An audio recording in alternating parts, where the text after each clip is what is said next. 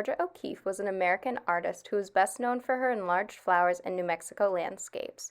She was often found painting alone in the desert. Alright, today we are making a flower inspired by Georgia O'Keeffe, and we'll also get to practice some of our lines. So the first thing you're going to want to do is we're just going to start with a pencil. And we're going to find the center, the middle of the paper. And what we're going to do is we're going to draw a circle. You don't want your circle to be too big because we do need room for our petals. We want our petals to go all along the sides. So after you have your circle, we are going to start to draw our petals. And when I do a petal, it's almost like a teardrop, a raindrop. We're going to start at the circle, and we're going to loop it around. And we're going to keep doing that till we've gone all the way around the circle. Down, and we are all done with our pencil. So now what I want us to do is we're going to choose a color, and we're going to start to outline those lines. You can choose multiple different colors, or you could do just one color. I want mine to be really bright and colorful, so I'm going to choose lots of different colors. And I'm just tracing over those lines with the oil pastel. Not coloring them in just yet, just doing the outlines. And now you'll see that all of my outlines have been covered in the oil pastel, so I can't see any of my pencil lines anymore. Now we're going to look at our line chart, and you can choose from any of these different types of lines.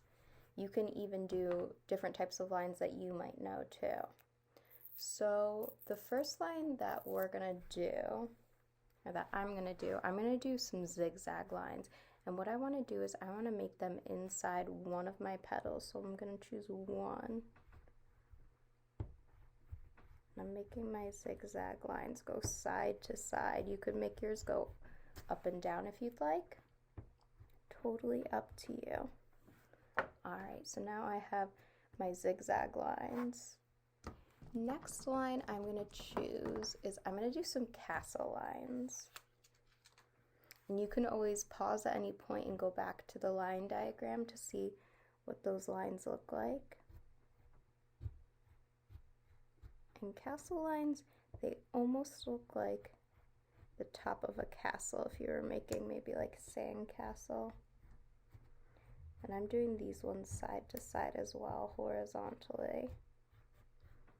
Alright, so there are my castle lines. I'm gonna do some dashed lines, and this time I'm gonna do them up and down.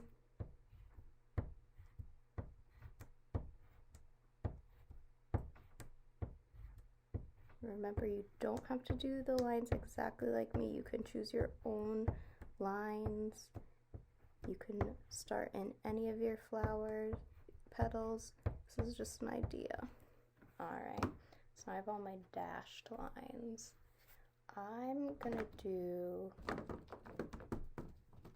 some wavy lines.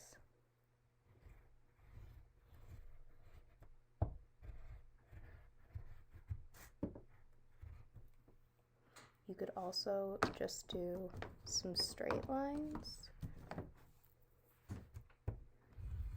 Some straight horizontal lines side to side.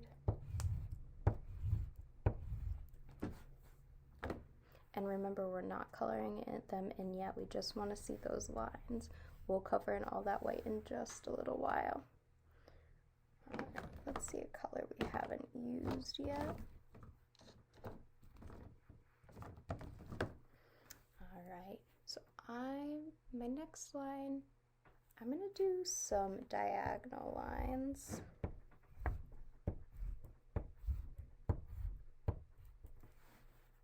You could even do some checkered lines, some crossed lines.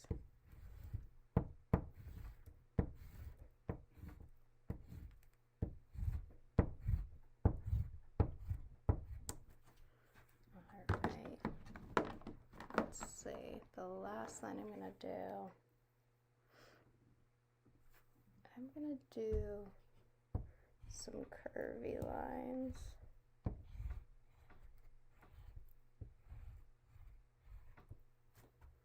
And now it's up to you, but you can choose to do more lines in the center. I'm actually going to use white this time for the center, and my white is not going to show up on the white paper, but when we start to use watercolors, you're going to see something happen.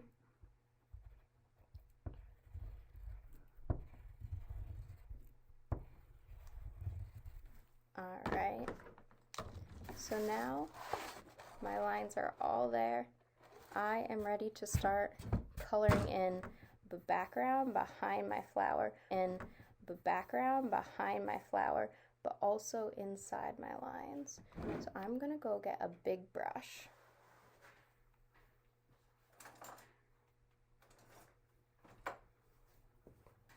And before I can start to use my watercolors, I need to get them wet. So just dabbing in some water into each color.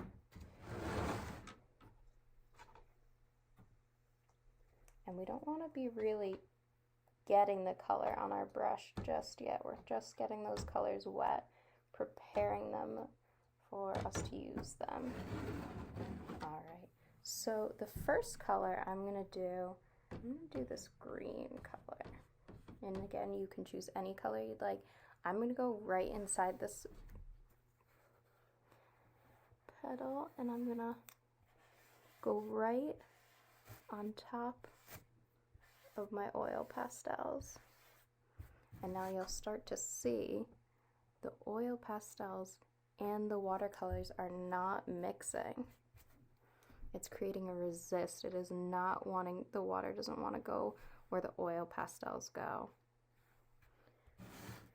Before I choose a new color, I'm going to make sure I clean my brush really good. You can hear it scraping along the sides of my water cup. And then some of my friends remember how we milk the cow. So you're going to squeeze just like that and get some of that water out. All right. So now I'm ready to choose a new color. You can see that water not wanting to go where any of the oil is.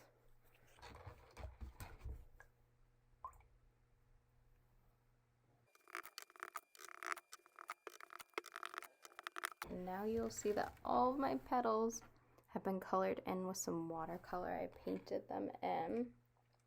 Now I want to work on the outside. I want to work on that background. So I'm going to choose one color. I'm just going to start to do big brush strokes as I paint that whole background. I don't want to see any white on my paper. All right, and now I need to go let my paper dry, let my paint dry. I'm going to leave it right on the table. You can, if you have a drying rack, you can bring it there, or you can leave it right on the table and let it dry, and we're going to start to clean up. So if you have a lot of excess water in your watercolors, you just want to grab a little piece of paper towel or a dirty cloth you might have and try and soak up a little bit of that water in there. I'm going to go grab my paper towel.